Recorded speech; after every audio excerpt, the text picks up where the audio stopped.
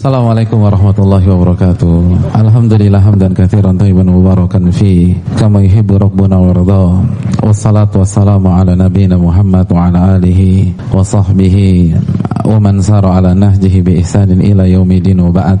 Apa yang harus kita lakukan agar kita bisa bertemu dengan Ramadan, agar Ramadan benar-benar menjadi rahmat bagi kita? Yang kedua, pastikan sebelum satu Ramadan ilmu kita tentang puasa telah komplit, ilmu kita tentang Ramadan telah komplit, ilmu tentang hukum fikih puasa, bagaimana sahur, bagaimana buka, apa doanya, lalu tarawih seperti apa, lalu i'tikaf, lalu apa bedanya tarawih dengan tahajud, lalu bagaimana jika kita sedang safar. Itu komponen harus komplit. Karena dalam Sahih Bukhari, kaidah kita mengatakan al-ilmu qabla al-qawli wal amal. Ilmu dulu sebelum berbicara dan beramal. Ilmu dulu. Agama kita adalah agama ilmu. Allah berfirman dalam surat Al-Isra ayat 36, wala taqfu ma laisa laka bihi ilm, dan janganlah Anda mengikuti, berbicara, melakukan sesuatu yang Anda enggak tahu ilmunya. Jangan lakukan sesuatu. Allah marah loh. Allah mengatakan inna sam'a wal basara wal fuada kullu ulaika kana anhu mas'ula. Sesungguhnya pendengaran Anda, penglihatan Anda dan hati Anda semua akan ditanya oleh Allah Subhanahu wa taala.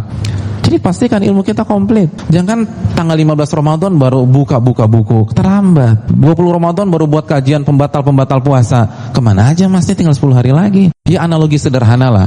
Kita mau traveling, naik pesawat. Begitu masuk ke pintu pesawat, kita lihat pilotnya lagi buka buku panduan bagaimana menerbangkan pesawat. Kira-kira kita duduk di pesawat itu enggak? Enggak kan? Ya Allah, pilotnya aja baru belajar. Gimana bisa sukses? Nah begitu juga dalam Ramadan. Gimana kita bisa sukses kalau kita enggak tahu panduannya? Kalau kita ikut-ikutan? Gak bisa.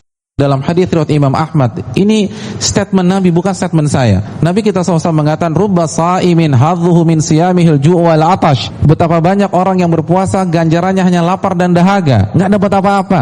Dan hadis ini menariknya menggunakan kata rubba. Rubba dalam bahasa Arab adalah sebuah kata untuk mengungkapkan sesuatu dengan kuantitas yang banyak, jumlah yang banyak. Kalau kuantitasnya cuma 1, 2, 3, nggak pakai rubba dalam bahasa Arab. Nabi menggunakan kata rubba, artinya banyak orang gagal puasa Ramadan.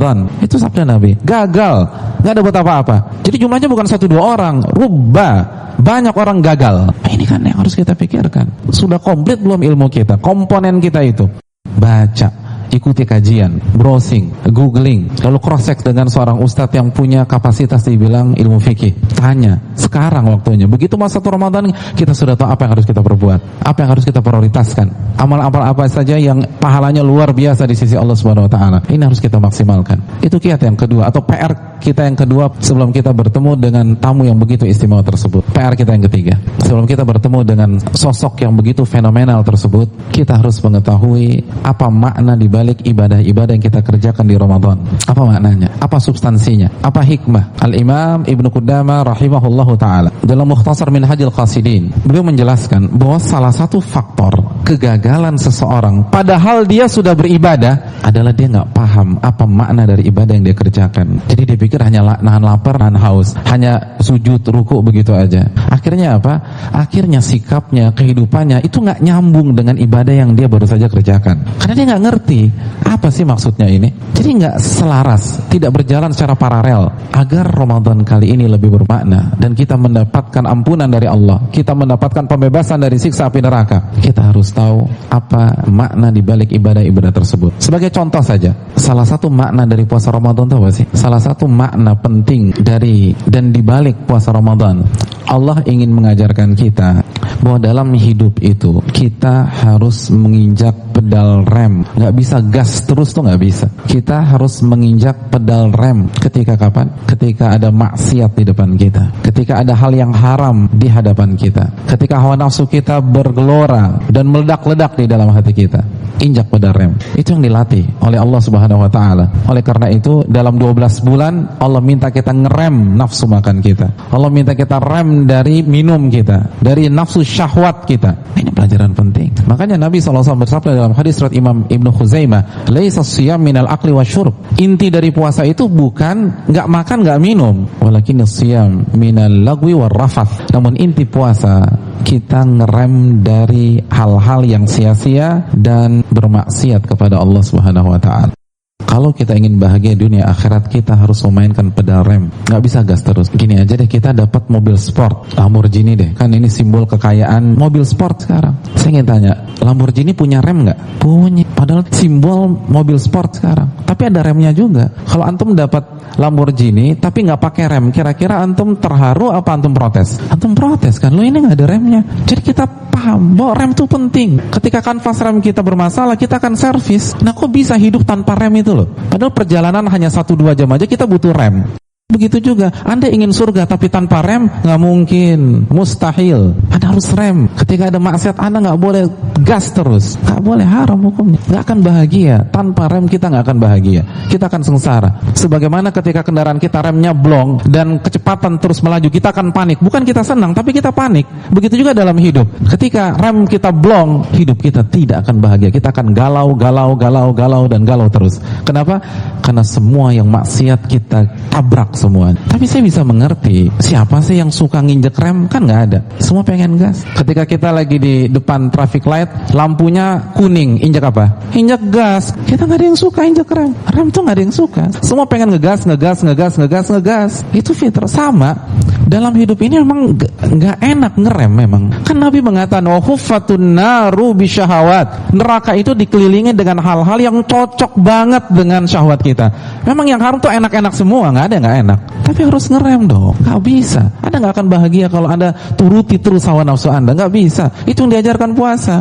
Apa sih yang membuat kita nggak bisa ngerem kadang-kadang? Ketika ada harta haram, tetap aja injek gas. Ada perempuan atau cewek yang nggak boleh kita deketin, tetap aja tancap gas. Kira-kira apa tuh? Ya, apa yang membuat kita nggak bisa kontrol hawa nafsu? Jadi mau ngegas terus. Di antaranya karena kita lebih bermain dengan logika kita, bukan dengan dalil. Kita terlalu bermain dengan matematika kita. Contoh ya, misalnya ada teman kita ngambil uang haram, kita bilang, "Bro, kok ngambil uang haram? Itu kan nggak boleh." "Iya sih bro, tapi kan anak gua tiga-tiganya besok tahun ajaran baru, uang gedung mahal, gua udah ngitung tuh, nggak akan bisa sekolah tuh anak-anak kalau gua nggak ngambil tuh duit." Tuh kan matematika kita lagi yang kita pakai. Ya nggak? Lupa janji Allah itu. "Mbak, kenapa buka jilbab?" "Pengen sih pakai jilbab, aku tahu jilbab itu wajib, tapi kalau aku pakai jilbab jobku hilang, terus aku kan masih single, atau aku single parent, siapa kasih makan anak-anakku?" Tuh kan matematika kita lagi mana, jadi udah hitung-hitungan. Saya akan kasih analogi. Misalnya kita duduk di bangku sekolah, dapat soal matematik. Soalnya begini, Akhfani berangkat dari Al-Azhar ke Tanjung Priuk dengan kecepatan konstan 140 km per jam. Sedangkan Akh Amor berangkat dari Al-Azhar ke Tanjung Priuk dengan kecepatan yang tidak konstan karena ngerem lagi.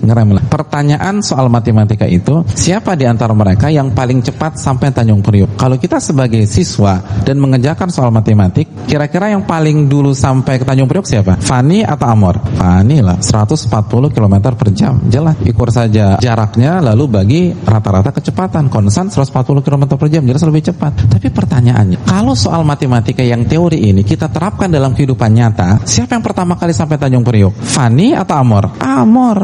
Maka jangan pakai matematika. Di seluruh kondisi matematika itu bagus, tapi itu bukan pondasi kita. Nggak semua rumus matematika bisa terapkan, nggak bisa. Jangan pakai hitungan kita. Allah punya banyak rumus yang bisa membalikkan teori kita. Kalau semuanya sejalan dengan matematika kita, nggak ada At-Talaq ayat 3. Wa man yattaqillah yaj'al lahu makhraja wa yarzuqhu min haitsu la yahtasib. Barang siapa yang bertakwa kepada Allah, Allah akan berikan jalan keluar dan Allah akan berikan rizki dari arah yang tidak ia duga-duga. Ini kadang-kadang. Jadi jangan main.